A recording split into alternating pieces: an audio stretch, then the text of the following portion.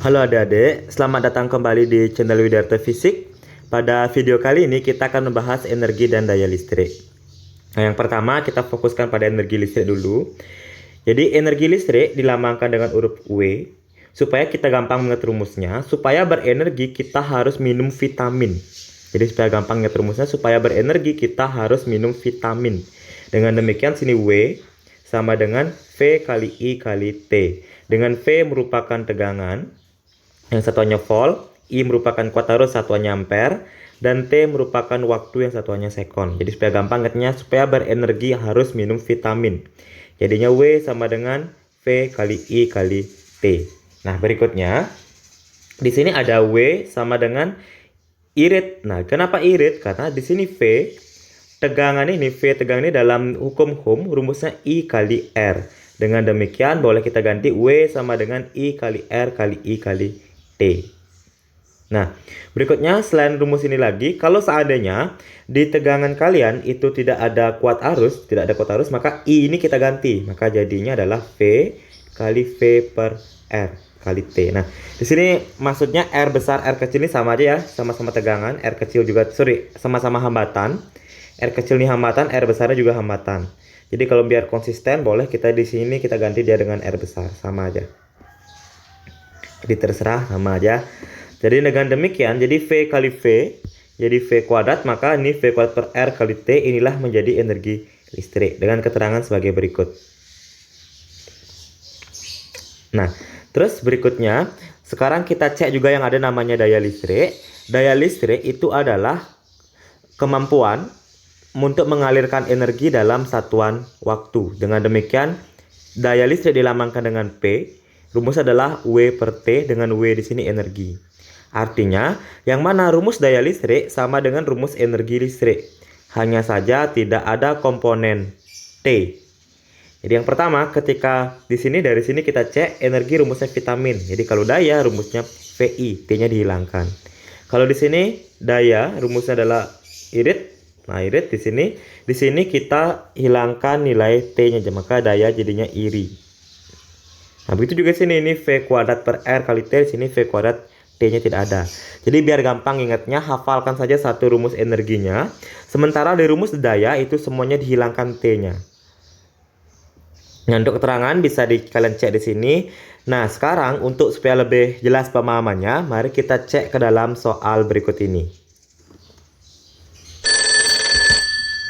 Perhatikan rangkaian listrik berikut. Nah, besar daya disipasi pada hambatan 6. Pertanyaannya, berapakah katanya besar daya pada hambatan 6 ohm? Berarti pada hambatan daya di sini, 6 di sini. Daya. Tadi kita rumus punya daya sama dengan VI, daya sama dengan iri, itu kan? Kemudian daya sama dengan V kuadrat per R. Daya sama dengan energi per waktu. Nah, jadi kira-kira rumus mana yang bisa kita gunakan untuk mencari daya di 6 ohm? Pertama kita cek VI. Di 6 di sini dia tidak ada Di 6 di sini dia tidak ada tegangan. Belum ada juga kuat arus. Dengan demikian, rumus yang daya yang ada ini sudah pasti tidak bisa digunakan karena tegangan tidak ada, kuat arus tidak punya. Nah, terus ini nggak bisa digunakan. Terus yang berikutnya kita cek di sini.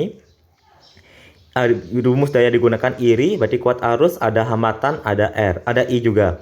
Hambatan ada 6, pertanyaannya kuat arus. Nah, kita cek setelah disederhanakan, rangkaian ini menjadi rangkaian seri. Nah, karena ini kita paralelkan nanti. Setelah kita paralelkan ketemu rangkaian seri, ini dia rangkaiannya. Nah, karena dia rangkaian seri, jadi karena dia 6 menjadi rangkaian seri. Ingat, pada rangkaian seri yang dia memiliki kuat arus yang sama. Dengan demikian dari sini kita bisa mencari kuat arus. Nah, maka kuat arus yang digunakan sama dengan kuat arus total. Maka dari itu, rumus yang ini kita pilih. Sementara rumus yang ini kita tidak gunakan V kuadrat per R. Kenapa? Karena tegangan di 6 tidak ada. Yang ada adalah tegangan 12 volt. Tegangan 12 volt di sini adalah tegangan untuk keseluruhan. Sehingga tidak bisa kita gunakan. Jadi tegangan yang kita gunakan yang ini, V kuadrat per R. Kita tidak bisa menggunakan V kuadrat per R. Jadi yang kita gunakan adalah yang ini, P sama dengan I kali R kali I. Nah, kita hapus. Apalagi yang paling bawah, kita tidak punya energi, tidak punya waktu, berarti ini tidak bisa kita gunakan. Jadi tugas kita sekarang itu adalah mencari berapa kuat arus yang mengalir dalam rangkaian ini. Yang pertama kita paralelkan dulu ini 1 per RP nya ini kita paralelkan jadi 1 per RP. Yang kita paralelkan adalah 8 dengan 24, jadi 1 per 8 ditambah dengan 1 per 24 sama-sama dijadikan 24, 3 per 24 ditambah 1 per 24. Jadinya adalah 4 per 24, jadi RP itu adalah 24 dibagi 4, hasilnya adalah 6. Dengan demikian di sini juga kita tulis 6, ini 12. Nah, setelah ini kita serikan, jadi setelah ini kita serikan 6 dengan 6 bisa kita serikan. Yang nilainya kalau seri tinggal dijumlah, jadi RS sama dengan 12. Jadi I kuat arus sama dengan V per R. V kita 12, RS kita juga 12. Jadi hasilnya adalah 1 ampere. Jadi 12 bagi 12 hasilnya adalah 1 ampere. Oke, jadi kita sekarang karena dia rangkaian seri, maka kuat arus totalnya adalah 1 ampere. Kuat arus di 6 ini juga 1 ampere, kuat arus di 6 ini juga 1 ampere. Dengan demikian sekarang kita bisa mencari daya di 6 ohm. Jadi dayanya P sama dengan tadi rumusnya I kali R kali I. I kita 1 ampere, R kita adalah 6 ohm, I kita adalah 1 ampere. Jadi dengan demikian rumus dayanya adalah 1 dikali 6 dikali 1, 6 watt. Jadi option yang paling tepat itu adalah option nomor C. Ya, kalau pada soal berikut dikatakan pemanas air dari 210 watt digunakan untuk memanaskan 2 liter air. Jika massa jenis air 1000 kg dan kalori jenis air 4200, perkiraan mana? Jadi di sini hubungan energi listrik dengan atau penerapan energi listrik dalam kehidupan sehari-hari. Di sini kita cek, jadi kalau seandainya kalian ketemu penerapan energi listrik, yang kalian cek adalah perubahan energinya dari energi apa menjadi energi apa. Pada soal ini kasusnya adalah pemanas air. Pemanas air berarti menggunakan perubahan energi dari energi listrik menjadi energi panas. Oke, berarti yang pertama kita tulis dulu dari energi listrik lambangnya W menjadi energi panas. Panas skalor berarti Q. Nah, kita cek di sini pertama W energi listrik. Energi listrik yang bisa kita gunakan, kita cek di sini ada rumus, ada diketahui daya. Makanya energi listrik yang kita gunakan adalah yang ada rumus dayanya, berarti P dikali dengan T.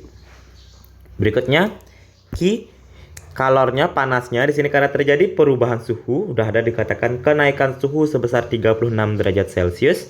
Maka rumus Q kita gunakan rumus kalor yang terjadi penaikan suhu, yaitu M kali C kali dengan delta T. Kalau dia berubah wujud, lain lagi rumus Q-nya, yaitu ada M kali L atau M kali U. Karena di sini terjadi kenaikan suhu, maka kita gunakan M kali C kali delta T. Nah, pertama kita masukkan daya. Daya kita diketahui 210 watt. Oke, kita masukkan dia 210 watt. Kemudian T, waktu mau ditanyakan, biarkan dia dalam T. Nah, massa, di sini tidak ada massa air, yang adanya volume air. Untuk massa air kita bisa cek di mana massa jenis air sama dengan massa air dibagi dengan volume, atau massa sama dengan massa jenis dikali dengan volume. Massa jenis air kita 1000, kita gunakan 1000. Volume air kita 2 liter, jadi 2 liter sama saja artinya dengan 2 desimeter pangkat 3. Rubah ke meter pangkat 3, maka hasilnya adalah 2 per 1000. Karena desimeter pangkat 3 ke meter pangkat 3 naik sekali, jadi dibagi 1000. Nah, jadi dengan demikian sini 2 kg. Kalau seandainya kalian ketemu soal, setiap ada air yang satuannya liter, di mana satuannya liter di sini sama menunjukkan dengan massa dengan satuan kilogramnya. Kalau dia 3 liter berarti sama aja artinya dengan 3 kg. Kalau 2 liter berarti 2 kg dan seterusnya. Jadi untuk menghemat waktu biar tidak lagi menghitung seperti ini. Nah, dengan demikian massa kita adalah 2 kg, gunakan 2 kg. Kalori jenis air, jadi sini C itu adalah kalori jenis air. Di soal kita sudah dikatakan kalori jenisnya 4200. Oke, kita masukkan 4200. Dan delta T adalah kenaikan suhu. Diperlukan untuk kenaikan suhu 36. Nah, di sini sudah ada kenaikan suhu 36. Sederhanakan yang bisa disederhanakan. 210 kita coret dengan ini, dengan 4200, ini hasilnya adalah 20. Jadi T sama dengan 40 dikali dengan 36 detik sekon.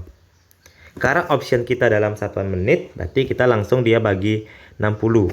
Jadi kalau menit, jadi T sama dengan 40 dikali 36 dibagi dengan 60. Ini nolnya coret, ini nol coret. Kemudian 36 bagi 6, ini coret, ini sisa 6. Jadi 4 kali 6 sama dengan 24 menit. Nah, dengan demikian maka option yang paling tepat itu adalah option nomor D. Ya, sebuah kalkulator menggunakan panel surya 4 cm x 1 cm bekerja pada tegangan 3 volt dan kuot arusnya 0,2 mA. Jika panel surya mengubah 20%, nah sini ada mengubah 20%, berarti ada yang namanya efisiensi. Yang mana kita catat dulu, pertama ada efisiensi yang nilainya 20%. Yang mana nilai efisiensi sama aja artinya dengan daya keluar dibagi dengan daya masuk dikali dengan 100%. Nah, di sini jika panel surya mengubah 20% energi cahaya menjadi energi listrik. Nah, berarti energi listrik kita adalah yang keluar. Bisa ya, jadi energi listrik kita adalah yang keluar. Sementara P yang masuk kita adalah dari energi cahaya. Berikutnya adalah maka intensitas cahaya minimal. Nah, berikutnya diminta intensitas cahaya. Bagaimana rumus intensitas cahaya? Kita cek dari soal. Dari option kita cek sini ada satuannya watt per meter kuadrat. Watt merupakan satuan dari daya, meter kuadrat merupakan satuan dari luas. Jadi, intensitas cahaya atau I itu rumusnya adalah P per A. Jadi, daya per luas. Daya yang mana? Kita punya daya dua daya di sini. Ada yang out, ada yang in. Kita berbicaranya adalah intensitas cahaya, maka kita gunakan daya yang diberikan oleh cahaya. Cahaya di sini dikatakan jika panel surya mengubah 20% energi cahaya menjadi energi listrik. Berarti awalnya energi cahaya menjadi energi listrik. Berarti masuknya adalah energi cahaya, keluarnya adalah energi listrik. Dengan demikian, rumus P yang di sini kita adalah gunakan P yang in-nya. Jadi energi daya yang masuk. Nah, sekarang kita masukkan efisiensi kata 20%. Jadi kita masukkan 20%. Daya keluar berupa energi listrik. Daya listrik bisa kita gunakan rumusnya V kali I per daya yang masuk, daya inputnya dikali dengan 100%. Nah, ini bisa kita coret. Ini kita coret 1. Ini bisa kita coret, jadinya adalah 5. Kali silang ke sebelah. Dengan demikian, jadi P daya yang masuk itu sama dengan V kali I kali dengan 5. Tegangan kita adalah 3 volt. I kita adalah 0,2 mA. 0,2 dikali 10 pangkat minus 3. Karena miliampere kita jadikan ampere. 5 tetap 5. Nah, kita coret nih 0,2 dengan 5 hasilnya adalah 1. Jadi 3 kali 0,2 0,6. 0,6 kali 0,5 berarti hasilnya adalah 3 kan? 3. Jadi 3 kali 10 pangkat min 3 watt. Nah, setelah kita mendapatkan daya inputnya sebesar 3 kali 10 pangkat min 3 watt, baru kita masukkan ke sini.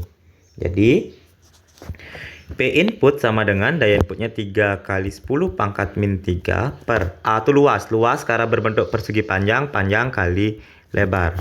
Jadi 3 kali 10 pangkat min 3, panjang kita 4 cm, 4 kali 10 pangkat min 2 kali 1 kali 10 pangkat min 2. Jadinya adalah 3 kali 10 pangkat min 3 per 4 kali 10 pangkat min 4. Karena perkalian pangkat, pangkatnya di jumlah. 4 kali 1 4, 10 pangkat min 2 kali 10 pangkat min 2, 10 pangkat min 4. Oke, kita bawa ke atas, maka jadinya adalah 3 per 4 kali 10 pangkat 1. Karena kalau pembagian pangkat, pangkatnya dikurang. Min 3 kurang min 4, berarti jadinya min 3 plus 4. Berarti pangkatnya 10.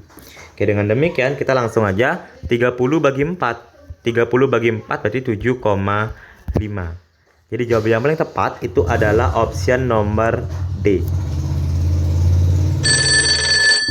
Nah, dikatakan jika sebuah generator dengan daya keluaran P dan tegangan V dihubungkan ke sebuah pabrik menggunakan kabel dengan hambatan total R, gitu kan. Daya masukan yang diterima ke pabrik. Nah, sini kita gambar dulu skemanya. Pertama, sini ada sebuah generator. Nah, sini ada sebuah generator. Kemudian di sini ada pabrik. ada pabrik. Nah, dikatakan generator dia mengeluarkan daya nih pabrik ya.